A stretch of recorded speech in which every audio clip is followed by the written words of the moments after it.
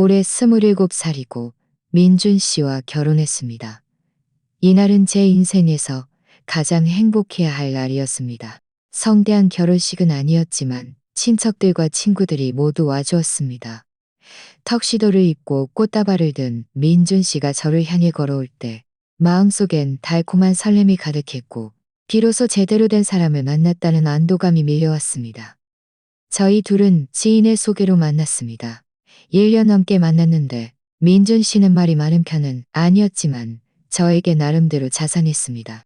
부모님께서는 그가 성실하고 직업도 안정적이라며 계속 결혼을 서두르셨습니다. 어차피 계속 만나도 마찬가지일 거라 생각하며 저는 고개를 끄덕여 동의했습니다. 마지막 손님들을 보내고 나니 어느새 밤 10시가 훌쩍 넘었습니다. 신혼집은 저와 민준 씨가 함께 꾸몄습니다. 벽에는 붉은색 콜레 장식과 웨딩 사진이 걸려 있었고 침대에는 새 친구 세트가 깔려 있었으며 커튼마저 분홍색으로 바꿔 온통 축하의 분위기로 가득했습니다. 저는 침대 가에 앉아 뻐근한 허리를 주물렀습니다.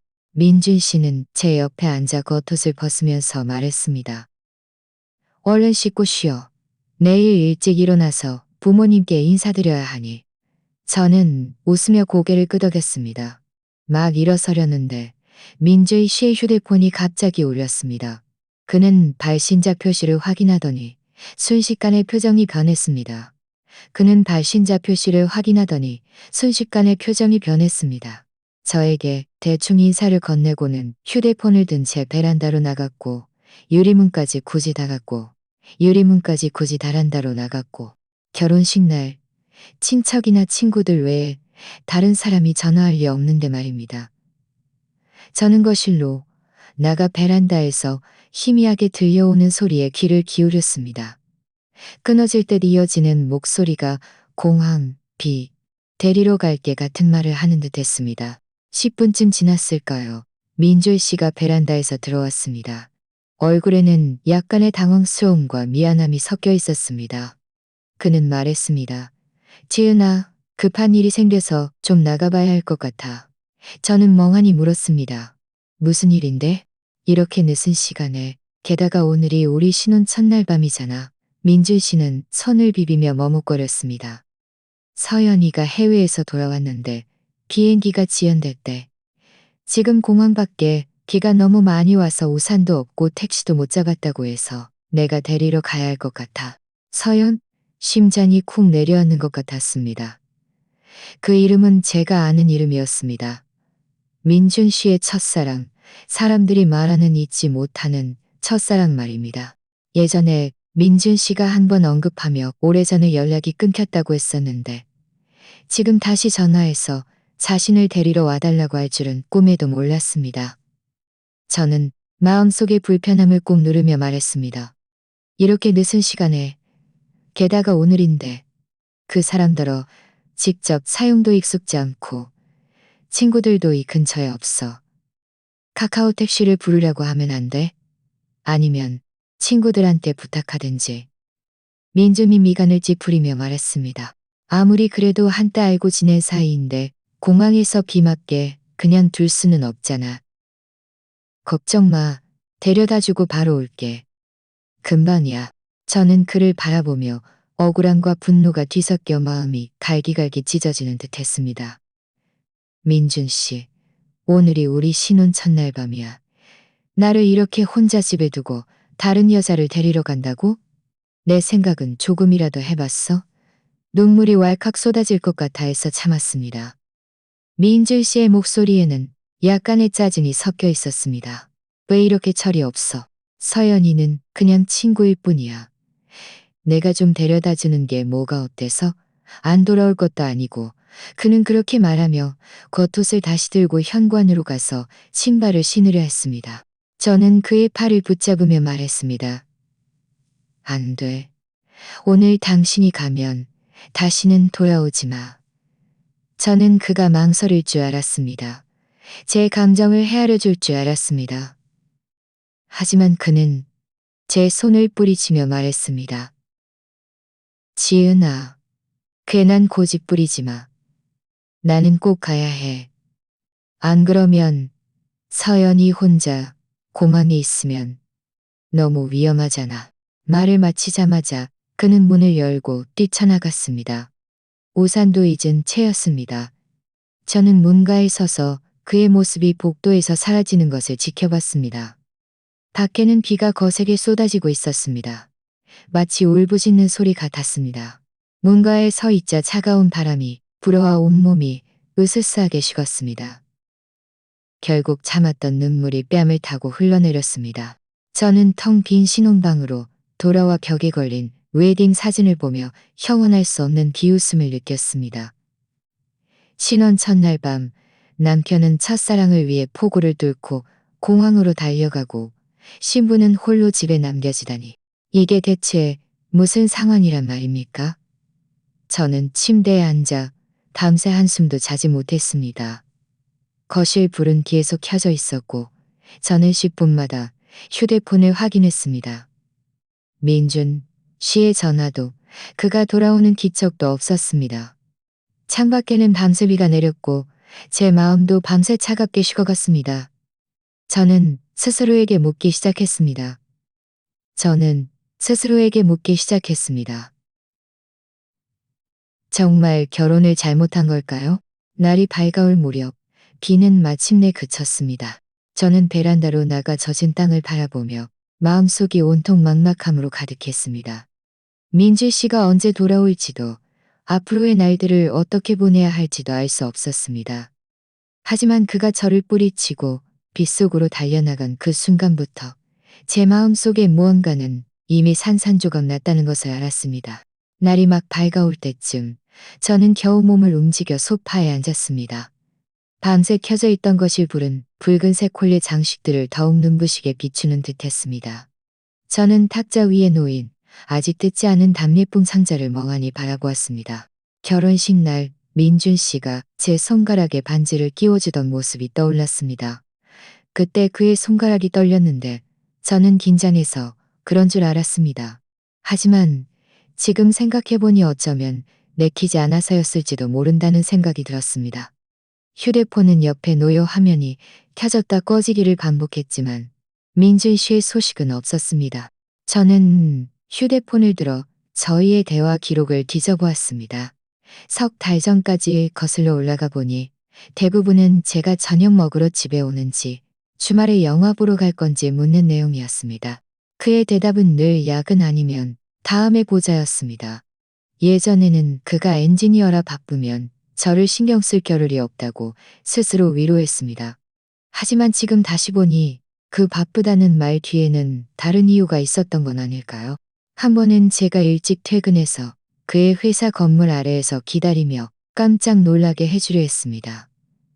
그런데 그가 차 안에서 휴대폰을 보며 너무나 다정하게 웃고 있는 것을 보았습니다. 제가 차 창문을 두드리자 그는 황급히 휴대폰을 감추었고 표정은 순식간에 차갑게 변했습니다. 누구와 대화했냐고 묻자 그는 거래처 고객이라고 했습니다. 하지만 저는 분명 화면에 여자 프로필 사진이 있는 것을 보았습니다. 그때는 대수롭지 않게 생각했지만 지금 생각해보니 그 프로필 사진이 서연이 아니었을까요? 그리고 웨딩 촬영을 할 때도 그랬습니다. 사진작가가 그에게 저에게 좀 더 가까이 다가와 웃어보라고 요구했지만 그는 미간을 찌푸리며 몇 번이나 자세를 고쳐 잡았습니다. 결국 사진작가는 체념한 듯 말했습니다. 신랑님은 무슨 임무 수행하는 것 같네요. 그때 저는 그가 쑥스러워서 그런다고 둘러댔지만 이제야 깨달았습니다. 그는 쑥스러운 게 아니라 애초에 저와 이 웨딩 사진을 찍고 싶지 않았던 것입니다. 부모님께서는 처음에 저희 결혼을 서두르시며 민준 씨네 집안 형편도 괜찮고 사람도 듬직하니 더 이상 고르지 말라고 하셨습니다. 사실 저는 마음속으로 약간 망설였습니다. 왜냐하면 민준 씨는 저에게 미래에 대해 거의 이야기하지 않았기 때문입니다. 제가 나중에 우리 집은 어떻게 꾸밀까? 아이를 일찍 가질까?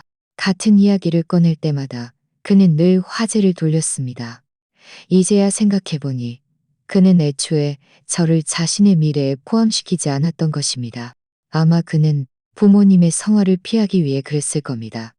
그의 부모님은 계속해서 그에게 결혼을 재촉하며 서연이가 해외에 있어 미덥지 못하니 자신과 같은 지역에 사는 아가씨를 찾아 결혼하라고 하셨다고 합니다. 이렇게 생각하니 예전에는 무심코 지나쳤던 수많은 세부 사항들이 하나로 연결되기 시작했습니다. 그의 서재 서랍에는 잠겨있는 상자가 하나 있었습니다. 제가 그 안에 뭐가 있냐고 묻자 그는 쓸모없는 물건들이라고 대답했습니다. 한 번은 그가 열쇠를 잊고 와서 제가 그의 물건을 꺼내주다가 실수로 상자를 떨어뜨렸습니다. 그 안에서 사진 한 장이 떨어졌는데 그와 서연이가 대학교 정문 앞에서 활짝 앞에서 활짝 웃고 있는 모습이었습니다. 그때 그는 제가 자신의 물건을 함부로 만졌다며 몹시 화를 냈고 저는 그에게 사과까지 했습니다. 창밖의 하늘은 점점 더 밝아졌고 복도에서는 이웃들이 오가는 소리가 들려왔습니다. 그대의 웃음소리는 이곳의 차가운 정적과 극명한 대비를 이루었습니다. 저는 자리에서 일어나 침실로 향했습니다.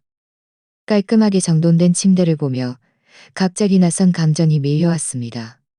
이곳은 원래 그와 저의 새로운 보금자리가 되어야 했지만 지금은 차가운 감옥처럼 느껴졌습니다. 저는 화장실에 가서 세수를 했습니다.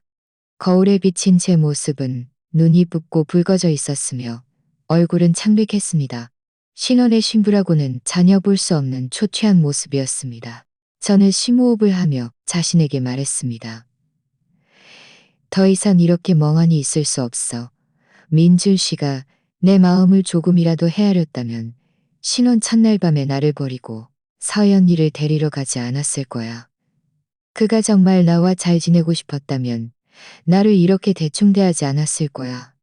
예전에는 결혼하면 서로 잘 지내고 이해하며 살아야 한다고 생각했습니다. 하지만 이제야 깨달았습니다. 이해는 상호적인 것이지. 그의 마음 속에 다른 사람이 있는데 제가 아무리 노력한들 그의 마음을 움직일 수 없을 것입니다. 바로 그때 현관문에서 열쇠 돌리는 소리가 들렸습니다. 민준 씨가 돌아온 것입니다. 저는 얼굴에 물기를 닦고 거실로 나갔습니다. 그가 들어오는 것을 보았습니다. 그의 머리는 젖어 있었고 옷에는 흙탕물이 많이 튀어 있었습니다. 몹시 지쳐 보였습니다. 손에는 분홍색 여행 가방을 들고 있었습니다. 말할 것도 없이 서연이의 것이었습니다. 잘 못 잤어? 저는 그를 바라보았습니다. 마음속에는 이전의 억울함이나 분노는 사라지고 오직 차가운 냉기만이 남아 있었습니다. 저는 말했습니다. 당신이 돌아오기를 밤새 기다렸어. 민준 시선을 회피하며 말했습니다. 어젯밤에 비가 너무 많이 와서 길이 막혔어. 그래, 그럼 얼른 쳤어. 얼른 전이 데려다주고 오니 너무 늦어서. 너 깨울까봐 서재에서 잠깐 잤어. 그는 여전히 거짓말을 하고 여전히 변명을 늘어놓고 있었어. 이따가 시부모님께 인사드리러 가야 하잖아.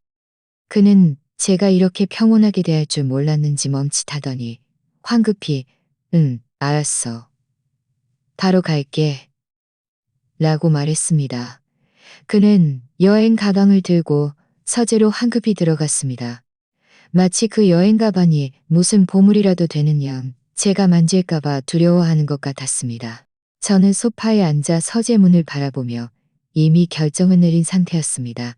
더 이상 예전처럼 어리석게 그를 믿지 않을 것입니다.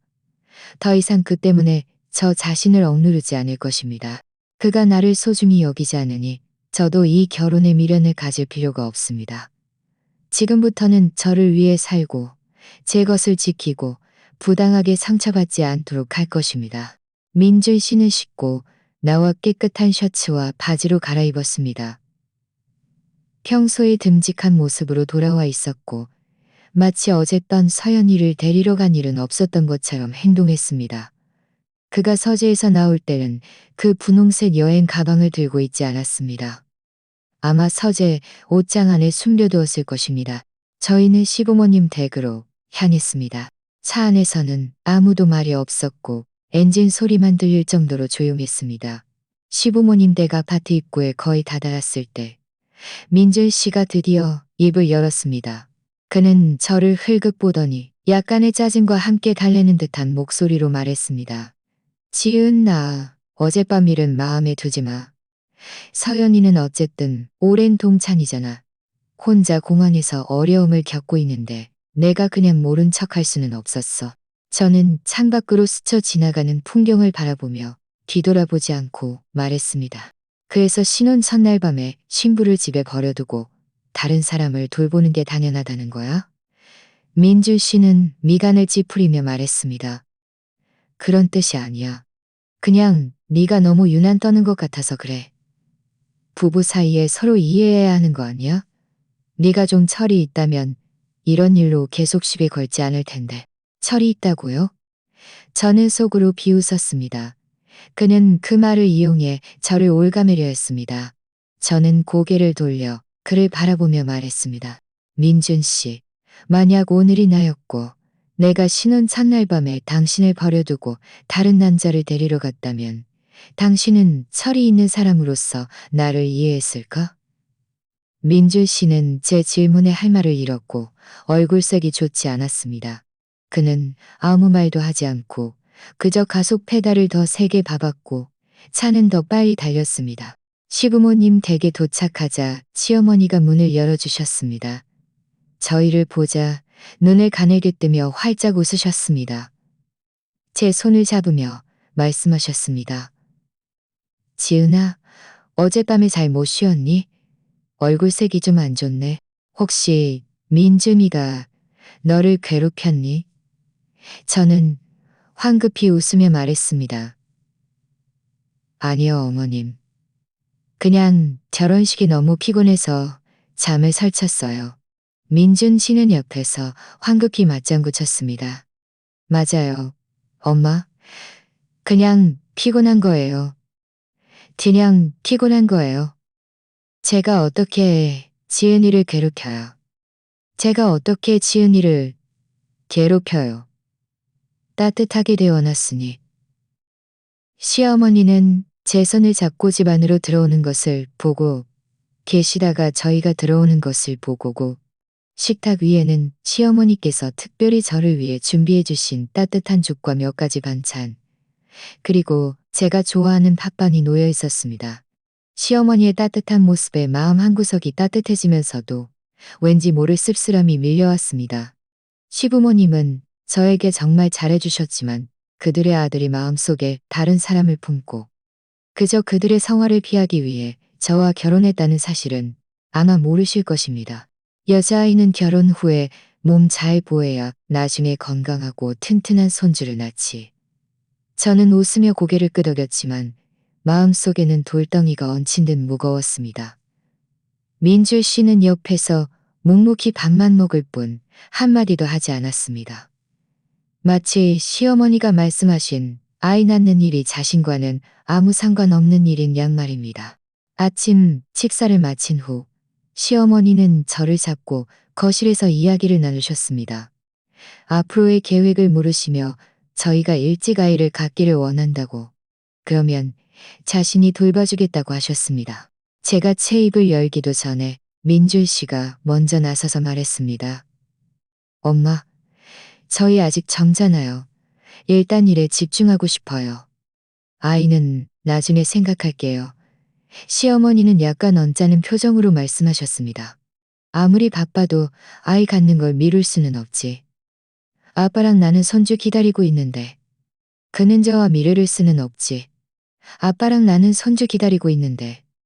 그는 저와 미래를 가질 생각도 아이를 가졌습니다. 알았어요. 엄마. 저희가 고려해 볼게요. 지금은 그저 시부모님 앞에서 좋은 아들이자 좋은 남편 역할을 연기하는 것뿐이었습니다. 점심 식사를 시부모님 댁에서 마친 후 저희는 집으로 돌아갈 준비를 했습니다. 떠나기 전 시어머니는 몰래 제게 용돈 봉투를 건네주시며 말씀하셨습니다. 지은아, 이건 엄마가 너 주는 거야. 네가 알아서 써. 민준이한테는 말하지 마. 혹시라도 민준이가 너를 괴롭히면 엄마한테 말해. 엄마가 너 편이 되어줄게. 저는 봉투를 받아들며 마음 한구석이 따뜻해지면서도 왠지 모를 씁쓸함이 밀려서도 왠지 모를 씁쓸함이 마음 한구석이 따뜻해지면서도 민준 씨는 저를 괴롭히지 않을 거예요. 차에 올라 집으로 돌아가는데 민준 씨가 갑자기 말했습니다. 엄마가 너한테 용돈 줬지. 저는 멈칫하며 말했습니다. 어머님께서 주셨어. 민준 씨는 말했습니다. 그럼 나중에 그 돈 나한테 줘. 내가 네 이름으로 저금해 줄게. 저는 마음이 흔들려 물었습니다. 무슨 공동계좌일게? 저는 마음이 흔들려 물었습니다. 어느 통장에? 우리 결혼하고 아직 공동계좌도 안 만들었잖아. 내 카드도 네 카드 아니야? 돈 필요하면 나한테 말하면 되지. 저는 웃으며 더 이상 말하지 않았습니다. 그는 제가 자신의 계좌를 확인하는 것을 두려워하는 것이었습니다. 제가 그가 서연이에게 돈을 썼다는 것을 알게 될까봐 두려워하는 것입니다. 예전에는 제가 돈에 대해 신경 쓰지 않아서 집안 살림은 대부분 제가 부담했습니다.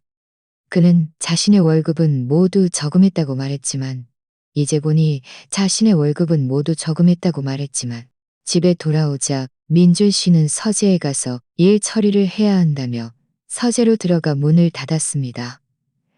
저는 그가 아마 서연이와 연락하고 있을 거라는 것을 알았습니다. 저는 그를 방해하지 않고 침실로 돌아와 제 여행 가방을 열었습니다. 결혼할 때 부모님께서 주신 혼수 자금 1억 원과 제가 직장 생활하며 모은 5천만 원이 제 여행 가방 속에 있었고 아직 은행에 입금하지 않은 상태였습니다. 매일 아침 일찍 은행에 가서 이 돈들을 제 개인 통장에 입금하고 민준 씨가 모르는 비밀번호를 설정하기로 결심했습니다. 게다가 신혼집 계약금 2억 원은 제가 직접 민준 씨에게 송금했습니다. 그 송금 기록을 찾아 잘 보관해야 했습니다. 그리고 집 등기부등본은 저희 둘의 이름으로 되어 있었는데 이것도 찾아 잘 보관해야 했습니다. 민준 씨가 몰래 담보로 잡을 수도 있기 때문입니다. 저는 침대 옆 협탁 서랍을 열어 등기부등본과 당시의 송금 기록을 찾았습니다. 조심스럽게 제 가방에 넣었습니다. 이 모든 것을 마치고 나니 한숨 돌릴 수 있었습니다.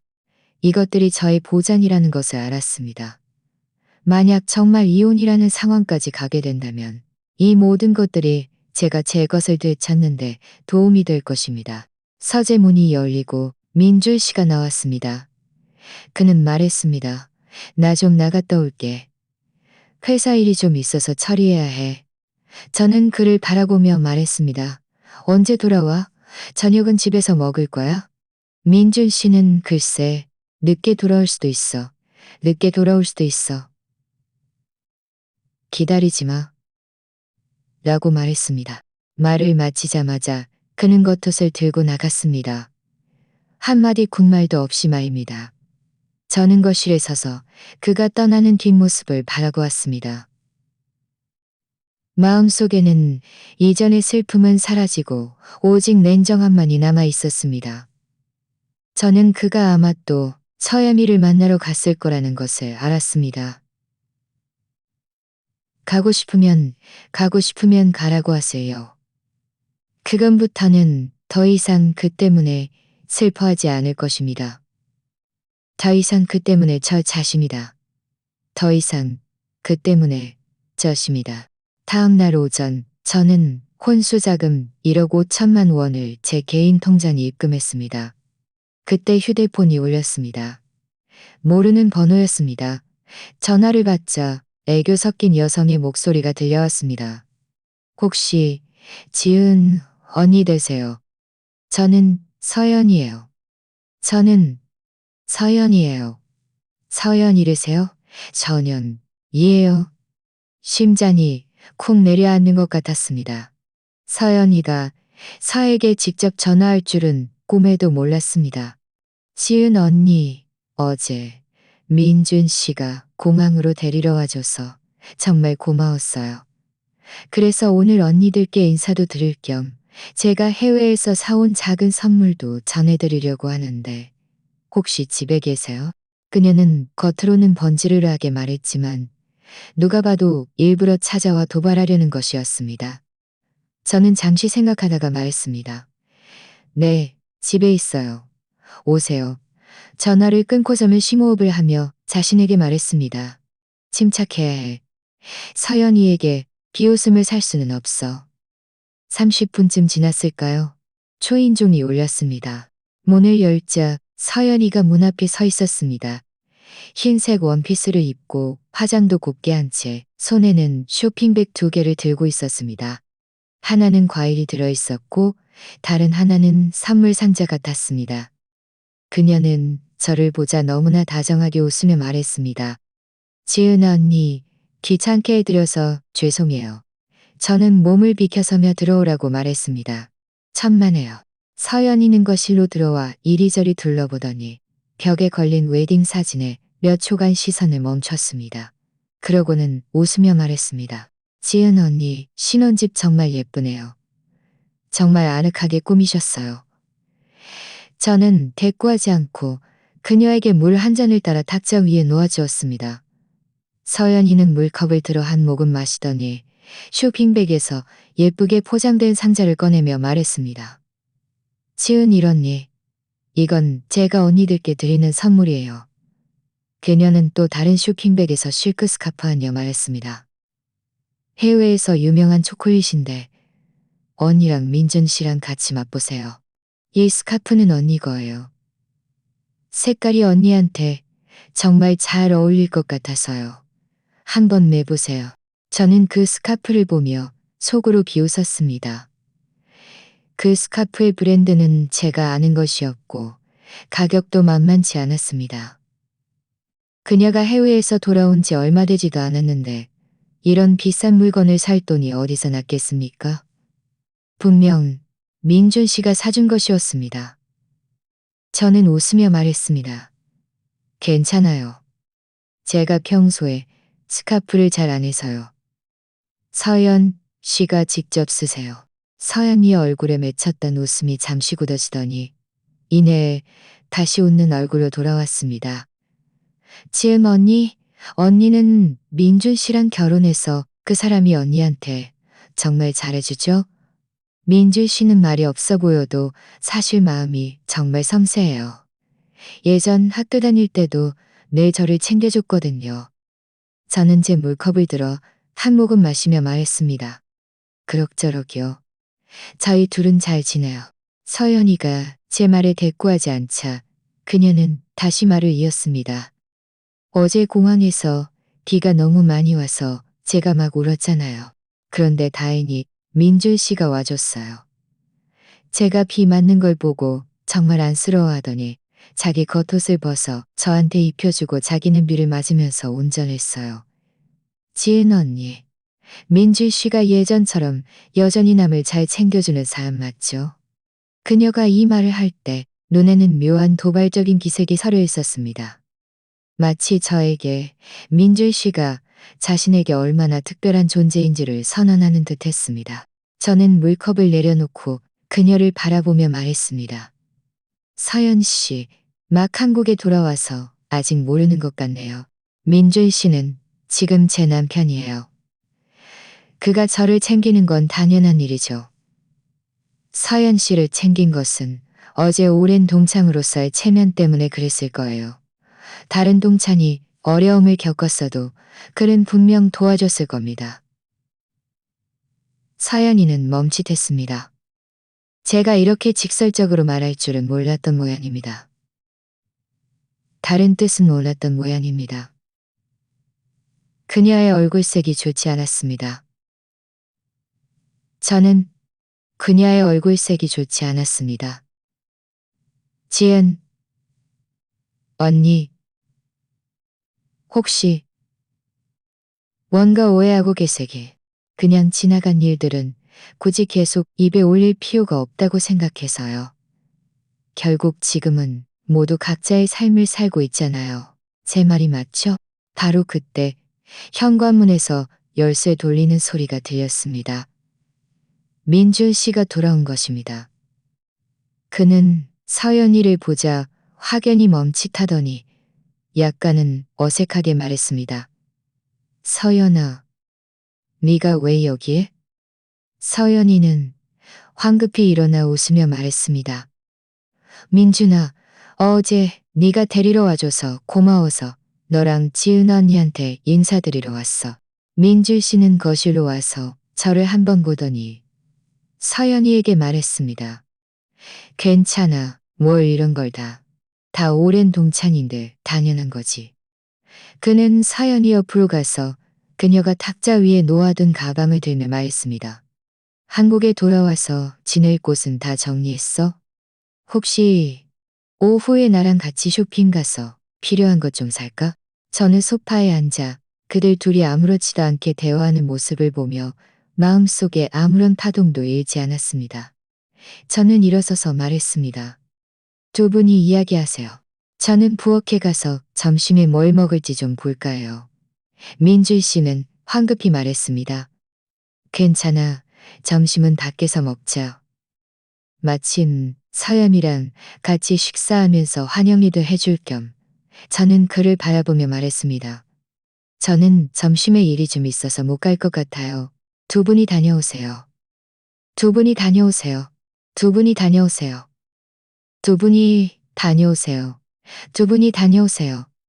무슨 일을 찌푸리며 말했습니다. 무슨 일인데? 점심 같이 먹는 게 뭐 어때서? 말을 마치고 저는 몸을 돌려 부엌으로 들어가 부엌 문을 닫았습니다. 부엌에서 잠시 있다 보니 거실에서 그들의 웃음소리가 들려왔습니다. 서연이의 웃음소리는 유난히 귀에 거슬렸습니다. 10분쯤 지났을까요? 현관문이 열리는 소리가 들렸습니다. 그들이 나간 것입니다. 저는 부엌에서 나와 텅 빈 거실과 탁자 위에 놓인 아직 듣지 않은 초콜릿 상자를 보며 마음속이 너무나 평온했습니다. 저는 휴대폰을 들어 가장 친한 친구인 하늘이에게 전화를 걸어 서연이가 찾아왔던 일을 이야기했습니다. 하늘이는 화를 참지 못하며 말했습니다. 그 서연이라는 여자 너무 심하네. 민준이도 진짜 나쁜 남자고. 지을마, 더 이상 참지 마. 이혼해. 저는 웃으며 말했습니다. 참는 거 아니야. 그냥 적절한 때를 기다리고 있을 뿐이야. 혹시 미래만한 이혼 전문 변호사 아는 사람 있는지 알아봐 줄 수 있어? 재산 분할 문제로 상담 좀 받고 싶어. 하늘, 이는 말했습니다. 전화를 끊고 저는 베란다로 나가 바깥의 햇살을 바라보았습니다. 마음속이 너무나 명쾌했습니다. 서연이나 민준 씨의 편에도 저를 슬프게 하지 못했습니다. 오히려 민준 씨를 떠나야 제가 더 나은 삶을 살 수 있다는 확신을 주었습니다. 더 이상 예전처럼 그의 건성건성한 태도 때문에 저 자신을 억누르지 않을 것입니다. 더 이상 예전처럼 그의 건성건성한 태도 때문에 저 자신을 억누르지 않을 것입니다. 저는 전이 이의 도발 때문에 화를 내지도 않을 것입니다. 하늘 이와 통화한 지 이틀 만에 그녀는 제게 김 변호사님은 이혼 재산분할 소송 전문 변호사로 매우 믿을만하며 예전에 친구의 친구가 모든 재산을 지킬 수 있도록 도와주었다고 했습니다. 저는 황급히 김 변호사님께 연락을 드려 다음 날 오전에 변호사 사무실에서 만나기로 약속했습니다. 다음 날 아침 일찍 저는 회사에 오전 반차를 내고 김 변호사님을 만나러 갔습니다. 변호사 사무실은 매우 조용했습니다. 김 변호사님은 40살쯤 되어 보였고 말씨는 온화하면서도 조리정연했습니다. 저는 제 상황을 하나부터 열까지 상세하게 설명했습니다. 신혼 첫날 밤 민준 씨가 첫사랑, 서연이를 데리러 간 일, 서연이를 데리러 간 일, 서연이가 찾아와 도발한 일, 서연이가 찾아와 도발한 일, 지금 제가 저를 대충 대하는 태도, 그리고 제가 걱정하는 재산 문제까지. 김 변호사님은 제 이야기를 다 듣고 몇 번 고개를 끄덕이더니 특히 이 몇 가지 측면에서 말입니다. 첫째, 민준 씨의 혼인 중 서연 씨와의 부적절한 관계 증거입니다. 예를 들어 대화 기록, 사진, 영상 등 그에게 과실이 있음을 증명할 수 있다면 이혼 시 재산 분할에서 지은 씨가 유리한 위치를 차지할 수 있습니다. 둘째, 지은 씨 부부의 재산 명세입니다. 둘째, 지은 씨 부부의 재산 명세입니다. 집 계약금 출자 증명, 결혼 후의 월급 수입, 예금, 그리고 셋째, 지은 씨 부모님께서 결혼 전에 출자하신 계약금 2억 원에 대한 송금 기록을 반드시 찾아야 합니다. 이는 부모님이 지은 씨에게 개인적으로 증여한 것이지 부부 공동재산이 아님을 증명해야 합니다. 저는 황급히 고개를 끄덕이며 말했습니다. 신혼집 계약금 송금 기록은 제가 이미 찾았습니다. 저희 아버지가 당시 민준 씨에게 직접 송금하셨고 비고란에 지은 신혼집 계약금이라고 명확히 적혀 있습니다. 혼수자금 1억 5천만 원도 이미 제 개인 통장에 입금했습니다.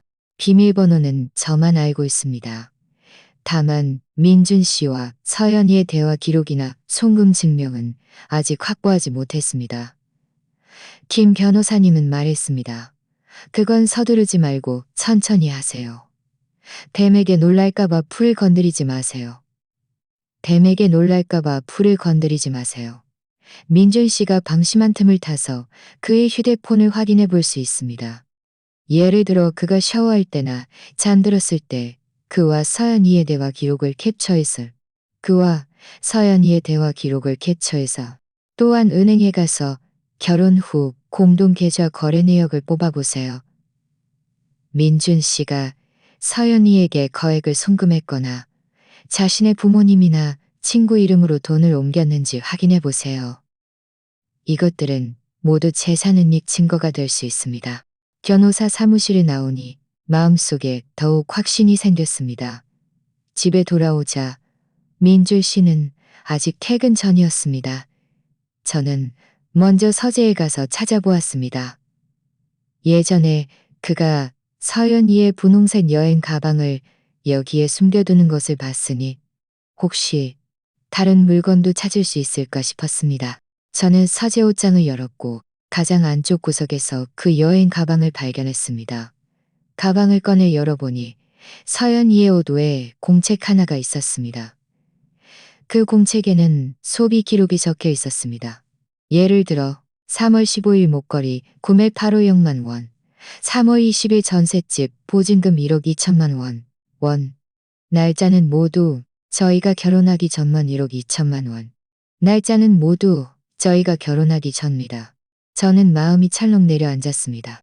여행 가방을 다시 제자리에 넣으려 할 때 가방 안쪽에서 은행 카드 한 장을 발견했습니다. 카드에는 이름이 없었습니다. 저는 은행 카드를 꺼내 카드 번호를 적어두었습니다. 나중에 김 변호사님께 부탁해서 이 카드의 계좌주와 거래 내역을 조회해봐야겠다고 생각했습니다. 저녁에 민준 씨가 돌아왔습니다. 기분이 좋아 보였고 제가 좋아하는 딸기도 사왔습니다. 그는 딸기를 탁자 위에 놓으며 말했습니다. 오늘 과일 가게 지나갔는데 딸기가 싱싱해서 너 주려고 좀 샀어. 저는 속으로 비웃었습니다. 그는 또 좋은 사람인 척하며 저의 경계를 풀게 하려는 것이었습니다. 저는 웃으며 말했습니다. 고마워. 오늘 일찍 왔네. 저녁 식사를 마친 후 민준 씨는 소파에 앉아 휴대폰을 골똘히 보고 있었습니다. 입가에는 시시때때로 미소가 번졌습니다. 저는 그가 분명 서연이와 대화하고 있을 거라는 것을 알았습니다. 저는 일부러 나 샤워하러 갈게. 베란다에 있는 빨래 좀 걷어줘. 라고 말했습니다. 민준 씨는 고개를 들지도 않고 알았어. 저는 화장실로 들어갔지만 실제로 샤워를 하지는 않았습니다.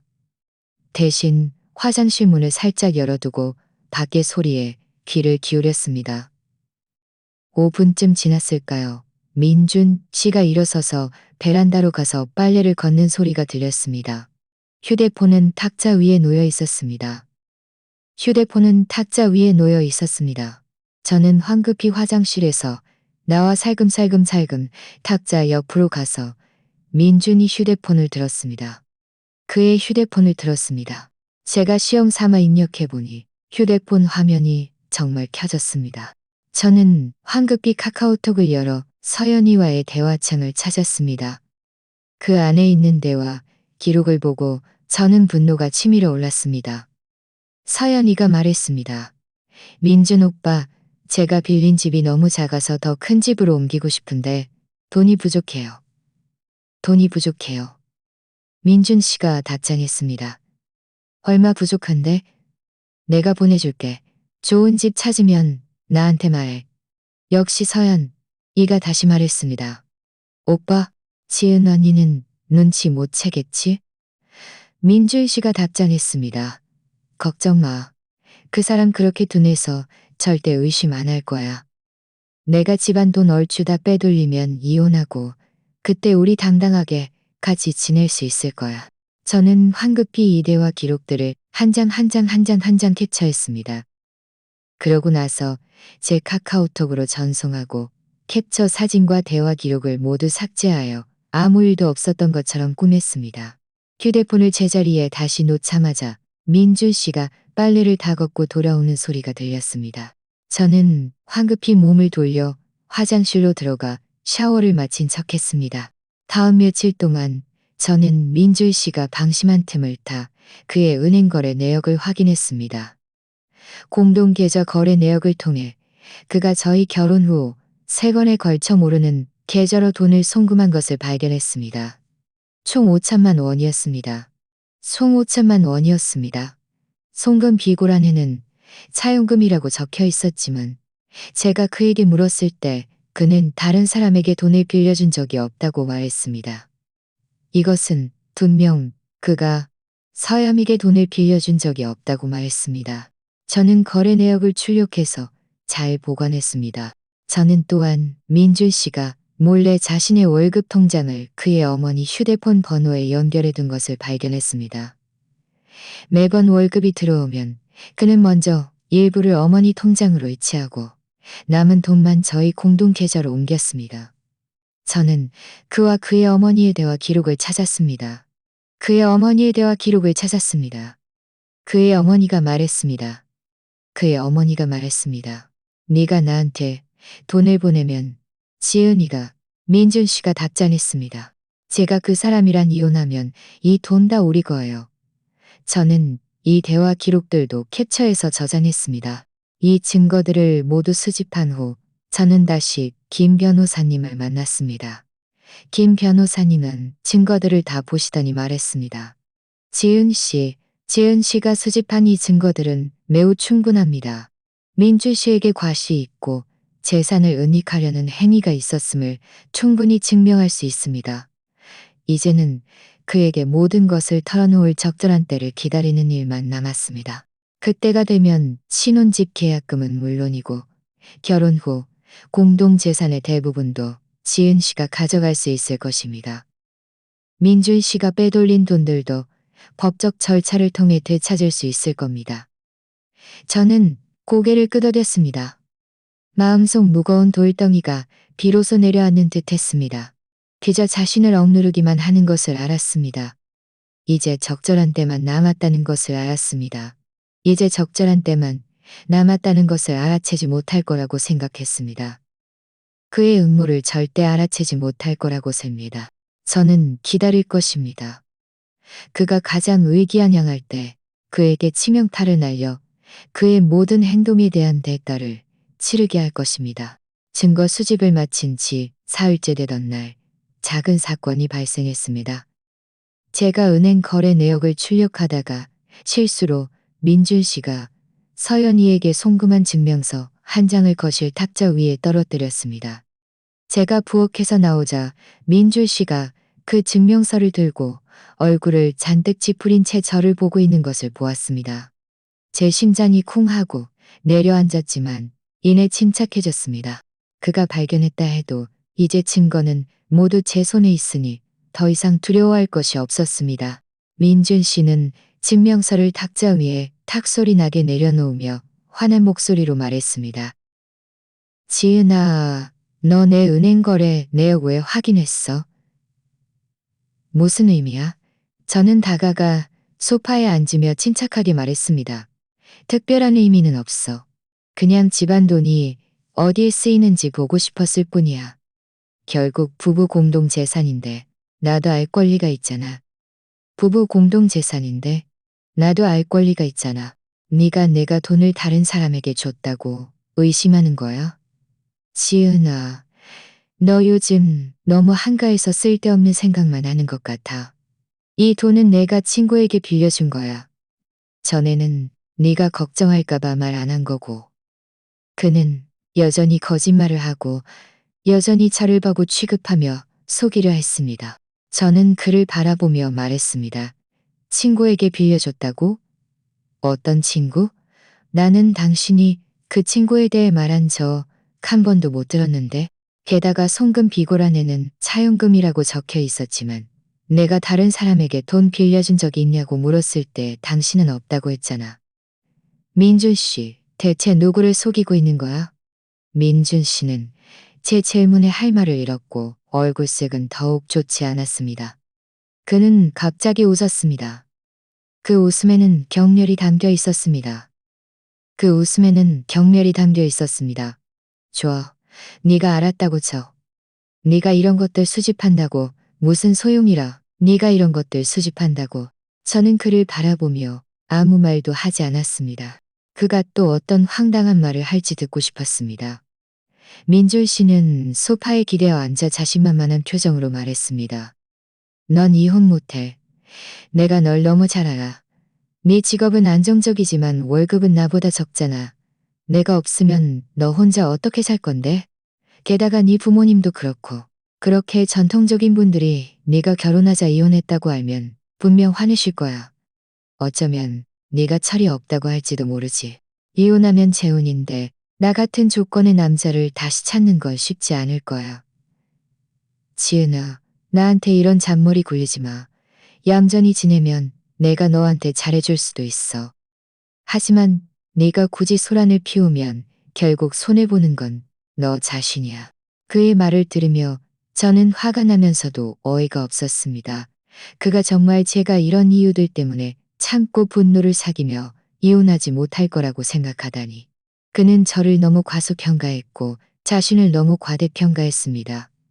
저는 탁자 위에 송금 증명서를 들어 천천히 접어 가방에 넣었습니다. 그러고 나서 그를 바라보며 한마디 한마디 또렷하게 말했습니다. 민준 씨, 당신이 틀렸어. 나는 이혼을 못하는 게 아니야. 그저 적절한 때를 기다리고 있을 뿐이지. 내 직업은 안정적이고 월급이 당신보다 많지는 않지만 나 혼자 살기에는 충분해.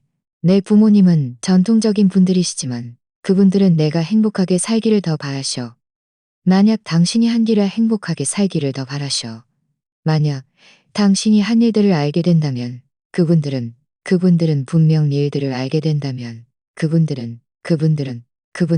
그분들은 민준 씨의 얼굴에 맺혔던 웃음이 굳어졌습니다. 제가 이렇게 말할 줄은 몰랐던 모양입니다.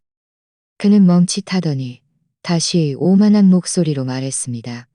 지은아, 허세 부리지 마. 내가 없으면 네가 잘 살 수 없을 거야. 너는 어릴 때부터 부모님 보호 아래 너무 곱게 자라서 고생 같은 건 해본 적 없잖아. 정말 이혼하면 집 한 채도 못 지킬걸. 그때 가서 울어도 소용없어. 집이요? 저는 웃었습니다. 민준 씨, 당신 잊었어? 신혼집 계약금 2억 원은 누가 냈지? 우리 아버지가 그때 송금 기고란에 분명히 지은 신혼집 계약금이라고 적으셨어. 이건 나에게 개인적으로 증여된 것이지 당신과는 상관없어. 결혼 후 공동재산에 대해서는 당신이 몰래 서연이에게 송금한 돈, 그리고 당신 어머니에게 송금한 돈, 그리고 당신 어머니에게 송금한 돈, 그리고 당신 어머니에게 송금한 돈 모두 증거가 있어. 그때 가서 법원에서 이 돈들 모두 나에게 귀속될 거야. 당신이 정말 나랑 이혼하면 결국 한 푼도 못 건지고. 민준 씨의 얼굴색이 완전히 변했습니다. 그가 제가 이런 것들까지 모두 알아냈을 줄은 몰랐던 모양입니다. 그는 자리에서 일어나 저를 가리키며 목소리까지 떨면서 말했습니다. 지은아, 네가 이 정도로 다 알아냈다고? 너 처음부터 나랑 이혼할 생각이었던 거야? 저는 그를 바라보며 말했습니다. 당신이 먼저 나와 잘 지내고 싶지 않았고 당신이 먼저 결혼을 배신했어. 내가 지금 하는 이 모든 것들은 나 자신을 보호하고 내 것을 되찾기 위한 일이야. 민준 씨는 화가 나서 거실을 왔다 갔다 했습니다. 잠시 후 그는 멈춰 서서 말했습니다. 좋아. 네가 증거가 있다고 쳐. 그래도 우리 부모님은 분명 나를 도와주실 거야. 그분들은 나를 그렇게 좋아하시니 내가 손해보게 두지 않을 거라고. 저는 웃으며 말했습니다. 당신 부모님은 나를 좋아하셔. 그분들은 나에게 늘 잘해주셨어. 만약 그분들이 당신이 한 이런 일을 알게 된다면 신혼 첫날밤에 첫사랑을 데리러 가고 첫사랑과 몰래 연락하며 지내고 심지어 재산을 빼돌려 나를 쫓아내려 데리러 나를 쫓아내려 되돌려. 민줄 씨는 아무 말도 하지 않았습니다. 그는 고개를 숙이고 얼굴이 청백해졌습니다. 아마 제 말의 의미를 생각하고 있었을 것입니다. 저는 그가 마음속으로 당황하기 시작했다는 것을 알았습니다. 하지만 그는 여전히 인정하려 하지 않았고 제가 정말 그와 이혼할 수 있다고 믿으려 하지 않았습니다. 저는 자리에서 일어나 말했습니다. 민준 씨, 마지막으로 한 번 더 말할게. 내가 이혼을 못할 거라고 생각하지 마. 당신이 지금 나랑 좋게 이혼을 못할 거라고 생각하지 마. 하지만 당신이 굳이 나를 법적 절차로 몰고 간다면 그때 당신은 모든 것을 잃게 될 거야. 잘 생각해봐. 말을 마치고 저는 침실로 들어가 문을 닫았습니다. 침실에서 저는 휴대폰을 꺼내 김 변호사님께 메시지를 보냈습니다. 민준 씨가 제가 증거를 수집하고 있다는 것을 알았습니다. 그는 제가 이혼을 못할 거라고 확신하며 너무 심한 말을 했습니다. 가능한 한 빨리 그와 모든 것을 털어놓고 싶습니다. 언제쯤이 좋을까요? 김 변호사님은 곧바로 답장했습니다. 다음 주 월요일은 민준 씨 어머니 생신이네요. 그들 가족이 분명 모여 식사할 겁니다. 그때 가족들 앞에서 모든 것을 털어놓는 것이 가장 효과적일 겁니다. 그의 가족들도 그의 진짜 모습을 알게 되어 지은 씨에게 더 유리할 것입니다. 저는 휴대폰 화면을 보며 고개를 끄덕였습니다. 다음 주 월요일 들게 할 것입니다. 다음 주 월요일이 시어머니 생신이라니 정말 좋은 기회였습니다. 저는 민준 씨가 가장 중요하게 생신이라니. 저는 민준. 저는 이미 준비를 마쳤고 다음 주 월요일이 오기를 기다릴 뿐입니다. 월요일은 금방 찾아왔습니다. 시어머니 생신이었습니다. 아침 일찍 저는 일부러 케이크 가게에 가서 시어머니가 좋아하시는 망고 쉬폰 케이크를 주문했고 선물로 실크 스카프도 샀습니다. 민준 씨와 제가 어떻게 되든 시어머니는 저에게 늘 잘해주셨으니 기본적인 도리는 해야 했습니다. 오후 5시쯤 저와 민준 씨는 함께 시부모님 댁으로 향했습니다. 차 안에서 민준 씨는 내내 말이 없었고 민준 씨는 내내 말이 없었고 아마 이전에 저희가 싸웠던 일이나 제가 무슨 일을 벌일까봐 걱정하는 모양이었습니다. 저는 못 본 척하며 내내 창밖을 바라보았고 마음속으로는 이따가 해야 할 일들을 다시 한번 정리했습니다. 시부모님 댁에 도착하자 시누이 민서 씨가 이미 와 있었습니다. 그녀는 저를 보자 웃으며 말했습니다. 새언니, 이제 오셨네요.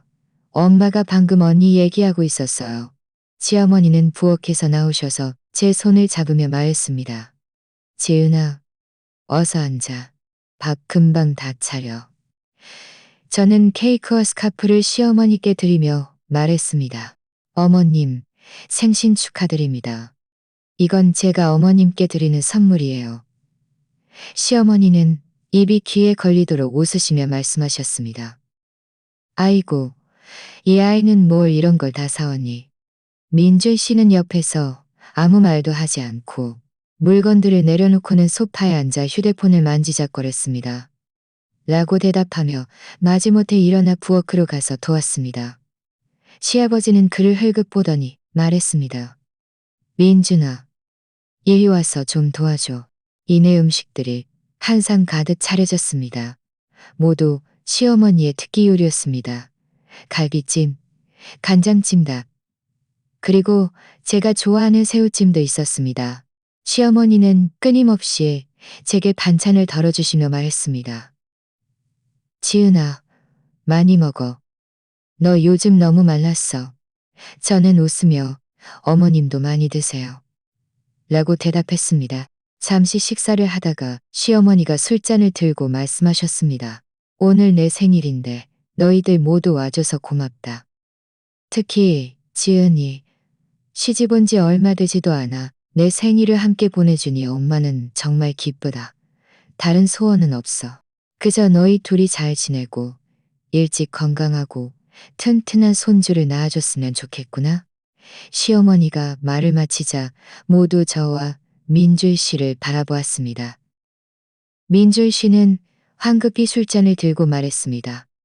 엄마, 걱정 마세요. 그는 그렇게 말하며 저를 흘끗 보았습니다. 그의 눈빛에는 경고의 의미가 담겨 있었습니다. 마치 저에게 함부로 말하지 말라고 하는 듯 했습니다. 저는 젓가락을 내려놓고 입가를 닦은 후 시어머니를 바라보며 말했습니다. 어머님, 저희가 잘 지내기를 바라시는 마음은 이해합니다. 하지만 몇 가지 일은 어머님과 아버님께 명확히 말씀드려야 할 것 같아요. 그렇지 않으면 이 결혼 생활을 계속하기 어려울 것 같습니다. 모두가 멈칫했습니다. 시어머니는 의아한 듯 물었습니다. 지은아, 무슨 일이니? 무슨 일이니? 혹시 민주미가 너를 괴롭혔어? 엄마한테 말해봐. 엄마한테 말해봐. 엄마가 너 편이 되어줄게. 민준 씨의 얼굴색이 순식간에 변했습니다. 그는 황급히 말했습니다.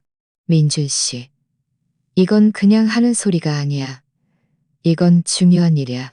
저는 가방에서 미리 준비해둔 증거들을 꺼냈습니다.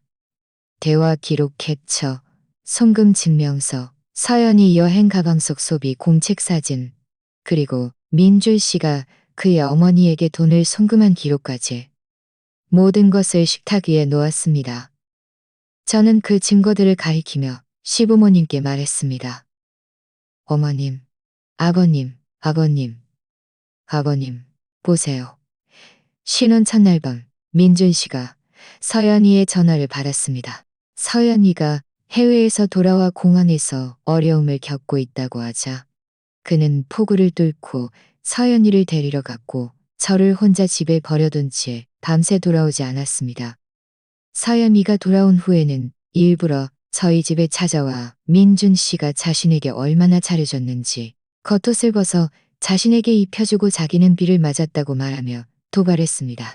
저는 다시 송금 증명서를 들고 말했습니다. 이것도 보세요. 민준 씨는 저희가 결혼한 후에 3번에 걸쳐 서연이에게 5천만 원을 송금했습니다.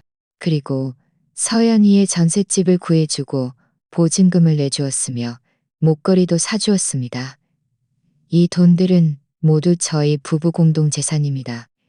그는 저와 한 번도 상의하지 않고 몰래 서연이에게 송금했습니다. 그는 또한 자신의 월급을 몰래 어머님께 송금했습니다. 돈을 다 빼돌리면 저와 이혼하고 저를 빈손으로 쫓아낼 생각이었답니다. 저는 휴대폰에 있는 대화 기록을 열어 시어머니께 드리며 말했습니다. 어머님, 보세요. 이건 민준 씨와 서연이의 대화 기록입니다. 서연이가 더 큰 집으로 이사 가고 싶다고 하자 민준 씨는 부족한 돈을 자신이 보내주겠다고 했습니다. 그리고 제가 둔해서 눈치 못 챌 거라고도 했습니다. 이건 그가 어머님과 나눈 대화 기록입니다. 그가 어머님께 돈을 숨겨달라고 부탁하며 제가 모를 거라고 말했습니다. 시어머니는 제 휴대폰을 들고 대화 기록을 보시더니 손이 계속 떨렸습니다. 얼굴색은 점점 더 좋지 않았습니다.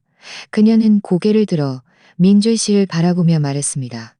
민준아, 지은이가 말한 게 다 사실이니? 신혼 첫날 밤에 네가 서연이를 데리러 갔다고?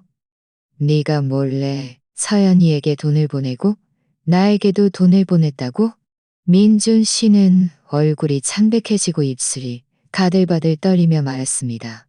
엄마, 아니에요. 이건 오해예요. 이건 오해예요. 이건 오해예요.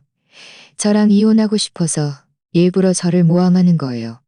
저는 비웃으며 말했습니다. 더 이상 거짓말하지 마. 이 증거들은 모두 진짜야. 그 안에는 당신이 그 여자에게 사준 물건들도 들어있어. 못 믿겠으면 지금 당장 우리 집에 가서 확인해봐. 신우이 민서 씨도 탁자 위의 증거들을 잠시 보더니 화를 내며 말했습니다. 오빠, 어떻게 이럴 수 있어? 새언니가 오빠한테 이렇게 잘해주고 엄마가 오빠한테 이렇게 잘해주는데 어떻게 이런 짓을 할 수 있어? 새언니한테, 엄마한테 부끄럽지도 않아? 시아버지는 화가 나서 탁자를 쿵 하고 내리쳤습니다. 내가 너한테 어떻게 가르쳤니? 사람답게 살고 양심을 지키고 가정에 책임지라고 했잖아. 그런데 너는 신혼 첫날 밤부터 다른 여자를 데리러 가고 몰래 재산을 빼돌려 지은이를 빈손으로 쫓아내려 했다고? 이게 사람이 할 짓이냐? 민준 씨는 눈앞의 모든 상황이 완전히 멍해졌습니다. 그는 제가 가족들 앞에서 모든 증거를 내놓을 줄은 몰랐을 것이고 그의 부모님과 여동생이 이렇게 화를 내며 자신을 비난할 줄은 더더욱 몰랐을 것입니다. 그는 입을 벌려 변명하려 했지만 한마디도 할 수 없었습니다. 그저 그 자리에 서서 얼굴이 창백해진 채 잘못한 아이처럼 서 있을 뿐이었습니다. 시어머니는 휴대폰을 내려놓고 한숨을 쉬며 말했습니다. 민준아, 지은이는 정말 좋은 아이다. 네가 소중히 여기지 않은 것은 너의 손실이야. 네가 이런 짓을 했으니 엄마도 너를 도울 방법이 없구나. 지은아, 네가 이혼하고 싶다면 엄마가 너를 지지할게. 네 것인 것은 한 푼도 빠짐없이 가져가렴. 시어머니의 말을 듣자 제 마음속이 따뜻해졌습니다. 어머님, 어머님께서 저에게 잘해주신 것을다. 저도 이렇게까지 하고 싶지는 않았지만 민준 씨가 한 일들은 정말 용서할 수 없습니다. 민준 씨는 시어머니를 바라보며 말했습니다. 엄마, 어떻게 지은이 편을 들 수 있어요? 제가 엄마 아들이잖아요. 시어머니는 민준 씨를 바라보며 말했습니다. 네가 내 아들이기 때문에 내가 옳고 그름을 가르쳐야 하는 거야. 네가 잘못했으면 잘못한 거지. 난 탓할 수 없어.